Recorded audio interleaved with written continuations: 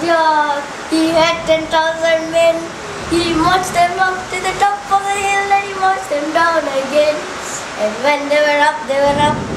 And when they were down, they were down. And when they were only halfway up, they were neither up or down.